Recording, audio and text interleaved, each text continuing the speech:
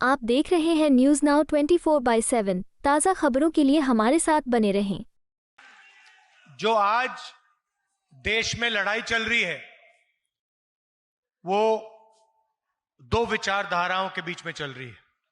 हम संविधान की रक्षा कर रहे हैं, हम संविधान को बचाने की कोशिश कर रहे हैं और वो इस संविधान को खत्म करना चाहते हैं। भाइयों और बहनों, आपको हम आदिवासी कहते हैं, बीजेपी आपको वनवासी कहते हैं। सही बात? जब अंग्रेज यहां थे वो भी आपको वनवासी कहते थे। बीजेपी के लोग आपका जल, आपका जंगल, आपकी जमीन चाहते हैं। चुनावी राज्य झारखंड में एक रैली को संबोधित करते हुए कांग्रेस सांसद राहुल गांधी ने शुक्रवार को भाजपा पर राज्य में आदिवासियों से जल, जंगल, जमीन छीनने की कोशिश करने का आरोप लगाया। उन्होंने शुक्रवार को सिमडेगा में एक रैली में कहा, पीएम मोदी आपको वनवासी कहते हैं क्योंकि भाजपा का मानना है कि भूमि, जंगल और पानी उसका, आरएसएस और पूंजीपतियों का है। यह अपने नए गढ़े गए शब्द विकास के तहत आदिवासी जमीन को हड़पने में विश्वास करता है। यह आपसे जल, जंगल, जमीन छीनना चाहता है। इसके अलावा राहुल गांधी, जो ये दावा करते रहे हैं कि संविधान पर भाजपा की ओर से लगातार हमला हो रहा है, ने अपना आरोप दोहराया और कहा कि कांग्रेस के नेतृत्व वाला भारतीय गुट संविधान की रक्षा के लिए सभी प्रयास कर रहा है। राहुल गांधी ने कहा, संविधान पर लगातार हमले हो रहे हैं और इसकी रक्षा की जरूरत है। हम किसी भी कीमत पर 50% आरक्षण हटा देंगे। अगर हम सत्ता में आए तो अनुसूचित जनजातियों का आरक्षण 26% से बढ़ाकर 28% कर देंगे। अनुसूचित जाति के लिए 10% से 12% और अन्य पिछड़ा वर्ग के लिए 14% से 27% तक कर देंगे। जाति जनगणना पर एक अन्य विषय जो उन्होंने नियमित रूप से उठाया है, गांधी ने उल्लेख किया कि देश के विभिन्न संस्थानों और धन में आदिवासियों, दलितों और ओबीसी की भागीदारी की पहचान करने के लिए ये जरूरी है। जो आज देश में लड़ाई चल रही है वो दो विचारधाराओं के बीच में चल रही है। एक तरफ इंडिया गठबंधन,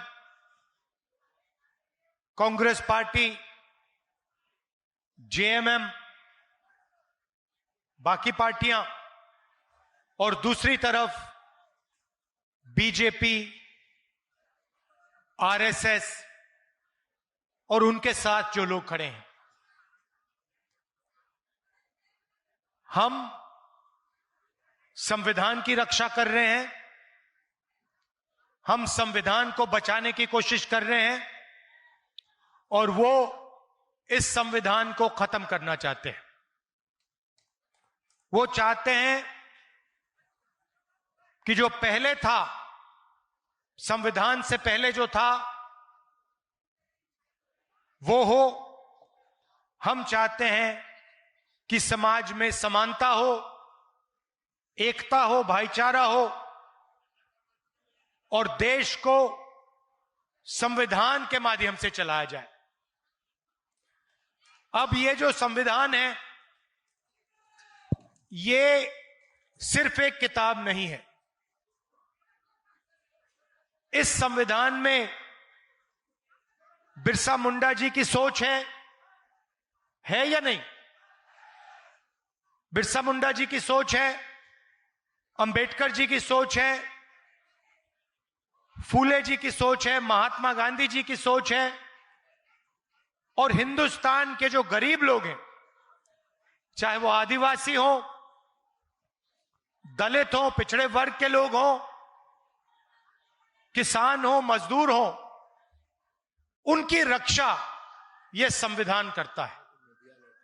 इसीलिए नरेंद्र मोदी जी चाहते हैं, अदानी और अंबानी चाहते हैं कि इस संविधान को खत्म कर दिया जाए, बिरसा मुंडा जी की सोच को दबा दिया जाए, अंबेडकर जी की सोच को खत्म कर दिया जाए, गांधी जी की सोच को खत्म कर दिया जाए और इसको परे कर दिया जाए। और हम चाहते हैं कि ये सामने रहे, इसी के माध्यम से देश चले। भाइयों और बहनों, आपको हम आदिवासी कहते हैं, बीजेपी आपको वनवासी कहते हैं। सही बात? जब अंग्रेज यहां थे, वो भी आपको वनवासी कहते थे। बिरसा मुंडा जी जो लड़े थे, वो क्यों लड़े? वो अंग्रेजों से क्यों लड़े? वो आपके जंगल, आपके जल, आपकी जमीन, इन चीजों के लिए लड़े थे। और वही चीज आज हो रही है। बीजेपी के लोग आपका जल, आपका जंगल, आपकी जमीन चाहते हैं। इसीलिए वो आपको वनवासी कहते हैं। वनवासी और आदिवासी में जमीन आसमान का फर्क है। आदिवासी का मतलब वो लोग जो इस धरती के, इस देश के पहले मालिक और पहले निवासी थे। आदिवासी का यह मतलब है। हम आपको आदिवासी कहते हैं क्योंकि हम जानते हैं कि हिंदुस्तान के पहले मालिक आप लोग थे।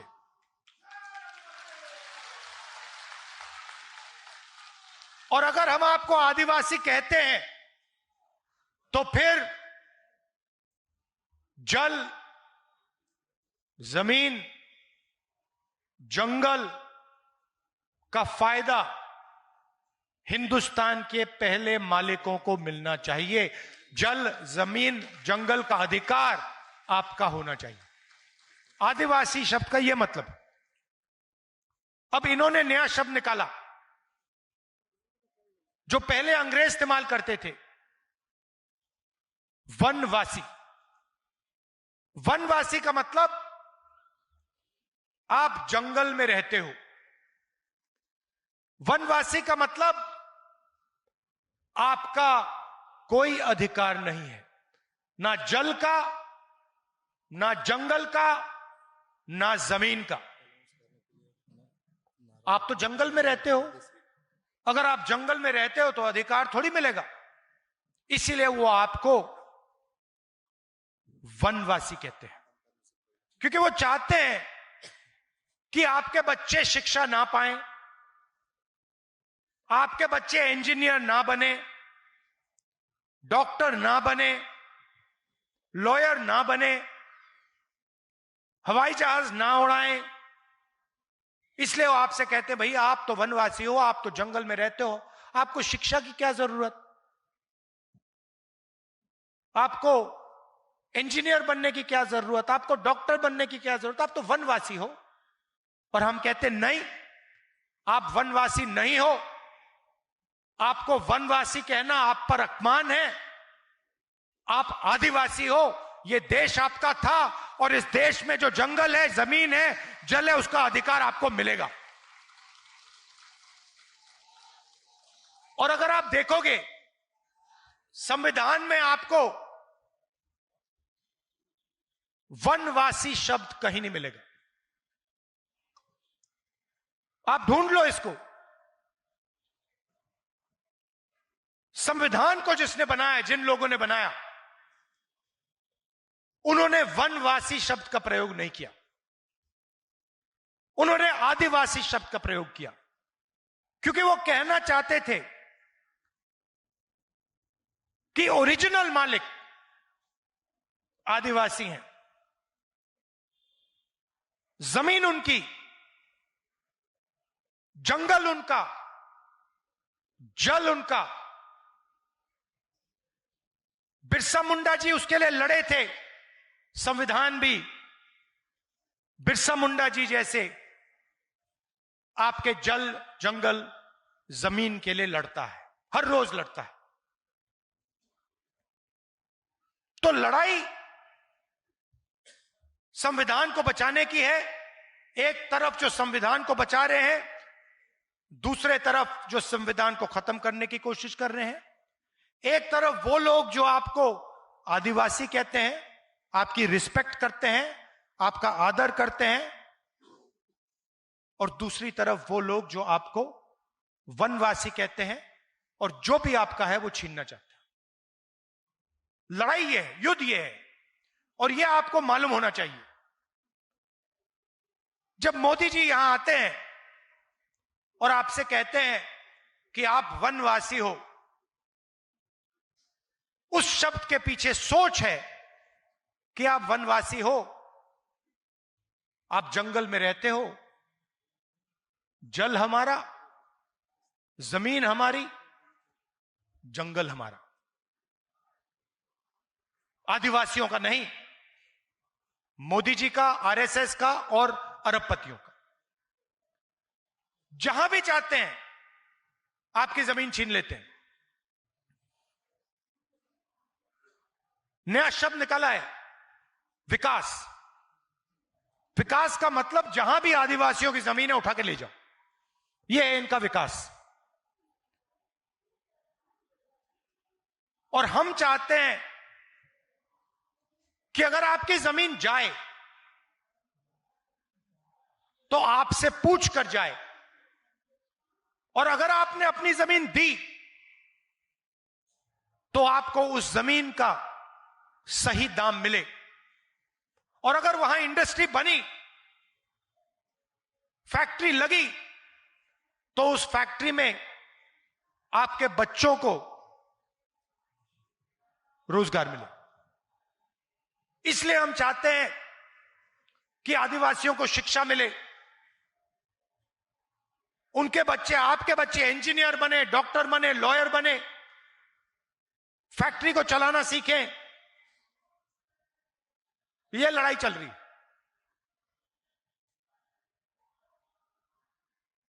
आप देखिए, इस देश में तकरीबन 8% आदिवासी हैं, 15% दलित हैं और तकरीबन 50% ओबीसी हैं। और उसमें आप 15% माइनॉरिटी जोड़ दीजिए।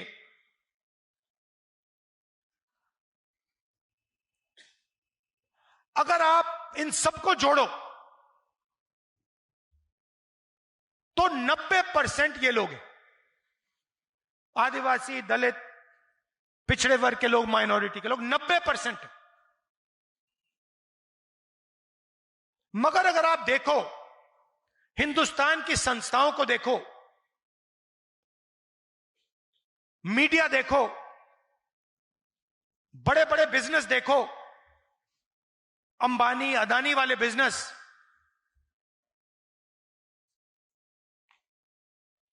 जुडिशियल सिस्टम देखो, कोर्ट कचहरियां देखो, आपको 90% में से कोई इनके अंदर नहीं दिखेगा। हिंदुस्तान की सरकार को 90 लोग चलाते हैं। आईएएस के लोग हैं, बजट को ये बांटते हैं। हर साल आपके जेब में से जीएसटी निकलती है। आप पेट्रोल खरीदते हो, कपड़े खरीदते हो, जूते खरीदते हो, टैक्स भरते हो, आपके जेब में से टैक्स निकलता है। वो टैक्स सरकार के पास जाता है और फिर हर साल बजट में वो खर्च होता है। अब मैंने पता लगाया कि टैक्स आप भर रहे हो, 90% टैक्स देता है। जितना टैक्स आप देते हो, जितनी जीएसटी आप देते हो, उतनी ही जीएसटी अदानी देता है। अगर आप शर्ट खरीदोगे, जितनी जीएसटी आप दोगे उतनी अदानी देगा। अगर आप 1 लीटर पेट्रोल खरीदोगे, जितनी जीएसटी आप देते हो उतनी वो देगा। जितना टैक्स आप देते हो उतना वो देगा। और मैंने पता लगाया, ये जो बजट है, जो पैसा है देश का, ये कैसे खर्च होता है, ये कौन निर्णय लेता है? 90 अफसर निर्णय लेते हैं। 90 लोग हैं। रेलवे बजट में पैसा कितना खर्च होगा, कहां खर्च होगा, ट्रेन कहां लगेगी, ये 90 लोग निर्णय लेते हैं। हाईवे कहां बनेगी, रोड कहां बनेगी, कैसी बनेगी, ये निर्णय लेते हैं। सेना को कितना पैसा मिलेगा, ये निर्णय लेते हैं। शिक्षा में कितना पैसा जाएगा, ये निर्णय लेते हैं। आदिवासी स्कूल कितने बनेंगे, दलित स्कूल कितने बनेंगे, निर्णय ये लेते हैं। कर्जा माफ होगा, निर्णय ये लेते हैं। डिसीजन इनका। 90 में से आदिवासियों की आबादी हिंदुस्तान में 8%।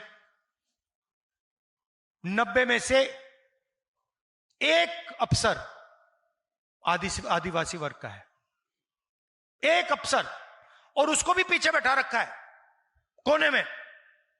अगर हिंदुस्तान की सरकार 100 रुपए खर्च करती है तो आदिवासी अफसर 10 पैसे का निर्णय लेते हैं।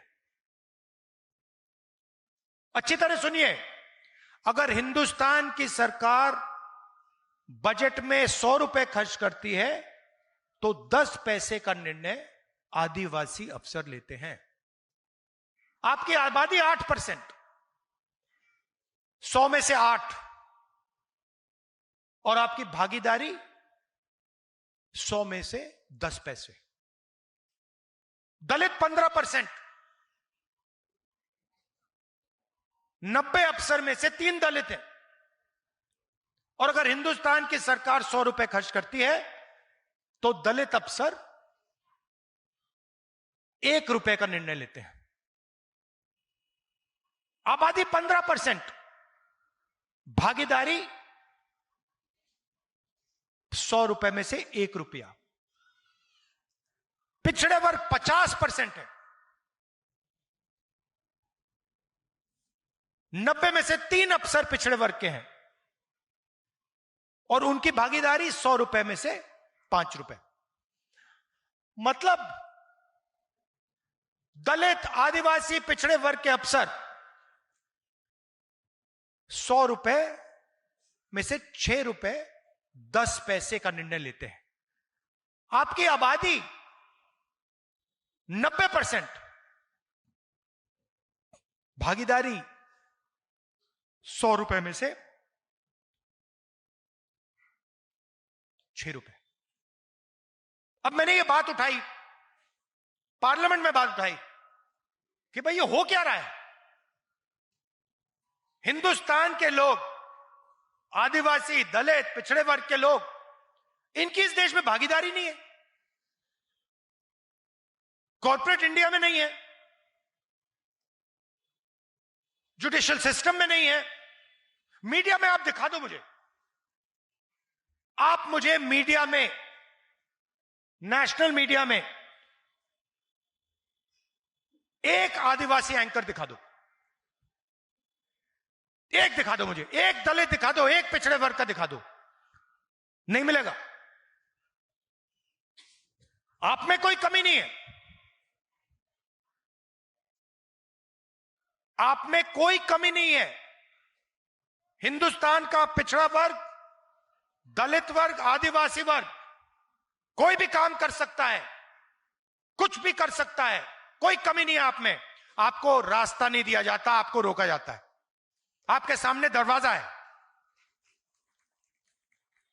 और मोदी जी आके बहाने बनाते हैं। सच्चाई है।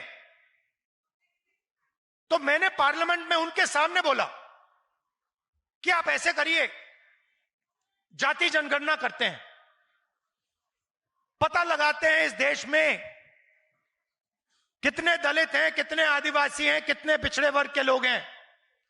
पता लगाते हैं हमारी संस्थाओं में आदिवासी, दलित, पिछड़े वर्ग के कितने लोग हैं। पता लगाते हैं मीडिया में कितने हैं।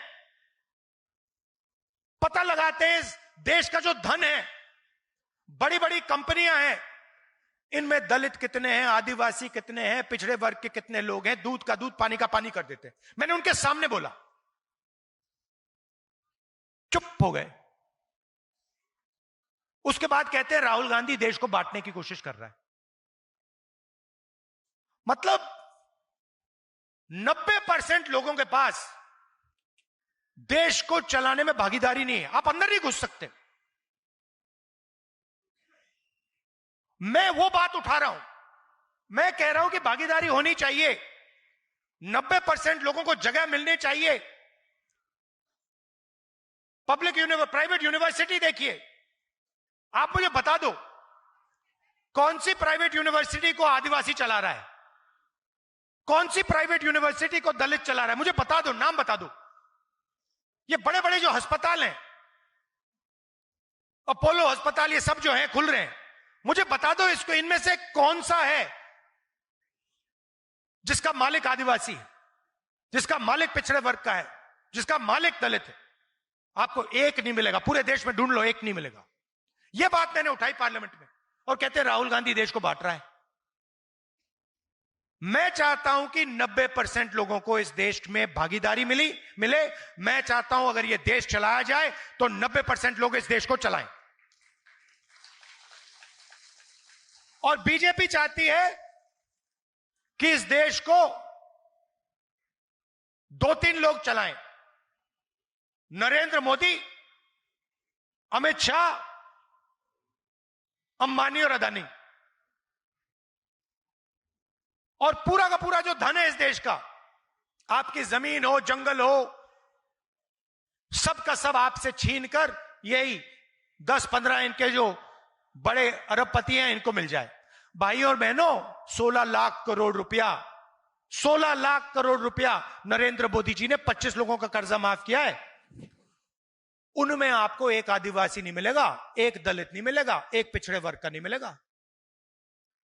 और जब हम कहते हैं किसानों का कर्जा माफ होना चाहिए, तो वो कहते हैं देखो राहुल गांधी किसानों की आदत बिगाड़ रहा है, देखो राहुल गांधी किसानों की आदत बिगाड़ रहा है। जब आपने 16 लाख करोड़ रुपए उनका कर्जा माफ किया, तो आपने उनकी आदत नहीं बिगाड़ी क्या? उन्होंने लाखों करोड़ रुपए का बैंक लोन लिया, उसको आपने माफ कर दिया, उसको आप आदत बिगाड़ना नहीं कहते हो। मगर एक छोटा सा किसान 50,000 रुपए का कर्जा लेता है, हाथ जोड़ के कहता है मेरा कर्जा माफ कर दो, हम कर्जा माफ करते हैं, आप कहते हो देखो किसान की आदत बिगाड़ दी। हम न्याय चाहते हैं। हमारा सिर्फ यह कहना है कि अगर देश चलाया जाएगा तो इसको 2-3 लोग नहीं चलाएंगे, इसको 90% आबादी चलाएगी। और अगर देश को चलाया जा रहा है तो उसमें आदिवासी दिखेंगे, दलित दिखेंगे, पिछड़े वर्ग के लोग दिखेंगे। इसीलिए मैंने पार्लियामेंट में साफ कह दिया है, 2 काम हम करेंगे। पहला काम जाति जनगणना, दूध का दूध, पानी का पानी हो जाएगा, सबको पता लग जाएगा आदिवासी की, दलित की, पिछड़ों की कितनी भागीदारी है। और दूसरा, ये जो उन्होंने दीवार बना रखी है रिजर्वेशन की कि 50% से ज्यादा रिजर्वेशन नहीं जाएगा, इस दीवार को हम तोड़ के परे कर देंगे।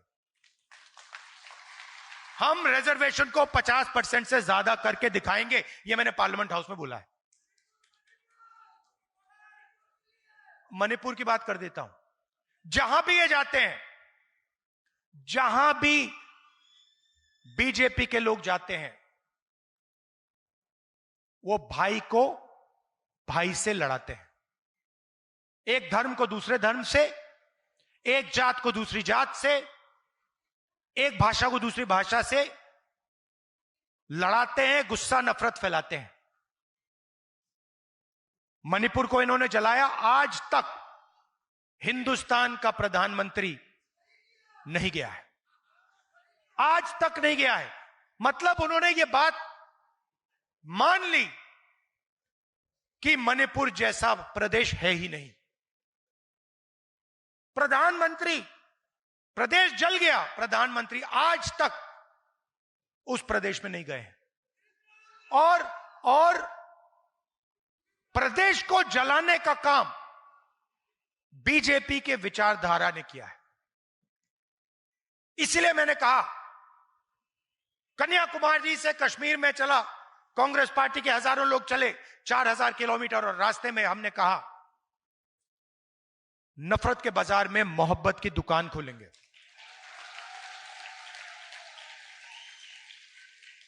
नफरत के बाजार में मोहब्बत की दुकान खोलेंगे। और हिंदुस्तान में सब लोग प्यार से, इज्जत से एक साथ मिलकर रहेंगे। अब झारखंड का चुनाव मैंने देखा कि यहां पे हमारी काफी बहनें आई हैं। मैं आपको बताना चाहता हूं कि जैसे ही यहां हमारी सरकार आएगी, वैसे ही खटाखट खटाखट खटाखट आपके बैंक अकाउंट में, आपके बैंक अकाउंट में अभी 1,000 रुपए जाता है, 2,500 रुपए महीने का ठकाठक ठकाठक ठकाठक अंदर।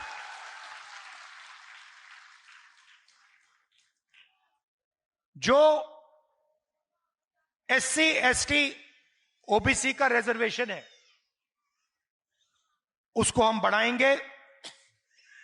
ST का 26% से 28%, ST का 26% से 28%, SC का 10% से 12% और OBC का 14% से 27%। हर परिवार को स्वास्थ्य बीमा में 15 लाख रुपए का कवर मिलेगा। अगर आप बीमार होगे, ऑपरेशन करने की जरूरत होगी, आप अस्पताल में जाओगे और 15 लाख रुपए का इलाज आपको मुफ्त में मिलेगा। किसानों को 3,200 रुपए प्रति क्विंटल MSP धान के लिए हमारी सरकार देने जा रही है। गैस सिलेंडर 450 रुपए। ये देखो महिलाएं ताली बजा रही हैं। और राशन 7 kg हर व्यक्ति को हर महीने। और युवाओं के लिए हर ब्लॉक में डिग्री कॉलेज और डिस्ट्रिक्ट लेवल पे प्रोफेशनल कॉलेज, 500 एकड़ का इंडस्ट्रियल पार्क हर डिस्ट्रिक्ट में और 1 मिलियन युवाओं को हम यहां रोजगार देने का वायदा कर रहे हैं। अब ये आप देख लीजिए, इसमें हमने अदानी के लिए, अंबानी के लिए कुछ नहीं किया, हमने आपके लिए किया है। महिलाओं के बैंक अकाउंट में पैसा, किसानों को सही दाम, युवाओं को रोजगार, गैस सिलेंडर और SC ST OBC के लिए रिजर्वेशन। ये गरीबों की सरकार का काम है। ये उन लोगों का काम है जो आपको आदिवासी कहते हैं, जो आपको वनवासी कहते हैं। वो ऐसा काम कभी नहीं करेंगे। जैसे ही हमारी सरकार हिंदुस्तान में आएगी, हम इस अग्निवीर को खत्म कर देंगे। तो आपसे मैं ये कहना चाहता था, आप दूर दूर से आए, इतने प्यार से आपने हमारी बात सुनी। संविधान की रक्षा करनी है, एक साथ मिलकर संविधान की रक्षा करनी है, और जो संविधान को खत्म करने की कोशिश कर रहे हैं उनको रोकना है। दिल से आपका धन्यवाद। जोहार, जय हिंद। आपको यह वीडियो पसंद आया हो तो इसे लाइक करें, हमारे चैनल को सब्सक्राइब करें।